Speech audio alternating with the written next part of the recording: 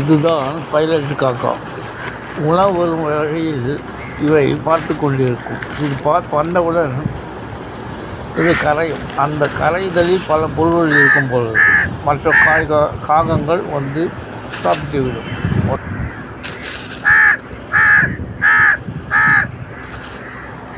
பைலட்டின் குரல் கேட்டவுடன் காகங்கள் பறந்து வந்து உணவை சாப்பிட்டுவிட்டு சென்றுவிடும். அந்த பைலட் ஒரே இடத்தில் இருக்க வேண்டியதில்லை.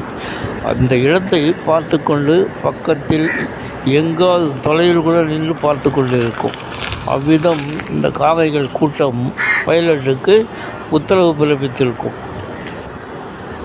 காகங்கள் சண்டை போடாது, எல்லாம் சாப்பிடுவதற்காக அழைக்கும் சொல்வது உண்மைதான். அதே போன்று இந்த காகைகள் சண்டையும் போட்டுக்கொள்ளும். ஒரு ஆண் காகம் ஒன்று கருப்பாக இருக்கும். அதுதான் பெரும்பாலும் வெளியே வருவது கிடையாது. நிறைய உணவுகள் இருக்கும் சமயத்தில் அவை உண்டுவிட்டு மறைந்துவிடும். அவ்விதம் ஒரு காகம் உள்ளது. அது முற்றிலும் சாம்பல் நிறம் இல்லாமல் வெறும் கருப்பு மட்டுமே இருக்கும். கொஞ்சம் உருவமும் பெருசாக இருக்கும். அதுதான் ஆண் காகம் போல இருக்குது. அது கூடுகள் கட்டுவதில்லை.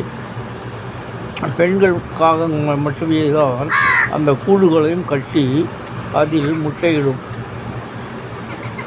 அந்த காகங்கள் கட்டும் கூட்டில் புறாக்கள் முட்டையிட்டுவிடும்.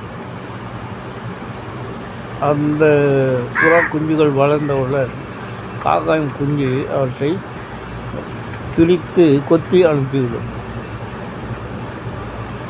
அவ்விதம் காகங்கள் வாழ்க்கை இருக்கிறது. அதே போன்று இதன் காரணமாக காகங்கள் பெரும்பாலும் சகுனங்களாகவும் அழிவின் முன்னோடிகளாகவும் சித்தரிக்கப்படுகின்றன. அவை காடுகளில் வாழ விரும்பினால் மாமிச உண்ணிகள் மற்றும் அஞ்சலி செய்யும் சர்வ உண்ணிகள். காகங்கள் சனீஸ்வர பகவானின் வாகனமாக கருதப்படுகிறது. மரணத்திற்கும் உள்ள தொடர்பு அதிகமாக நன்கு அறியப்பட்டதாகும்.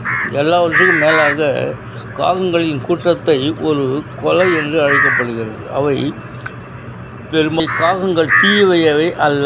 ஊடகங்கள் அவை சிந்தரிக்கப்படும் விதத்தால் பலர் அவற்றை கெட்ட சகுனங்கள் என்று தவறாக நம்பினாலும் கூட காகங்களும் மரணத்திற்கும் இடையிலான குறியீடு மற்றும் மாற்றத்தை குறிக்கும் ஒரு நோக்கமாகும்.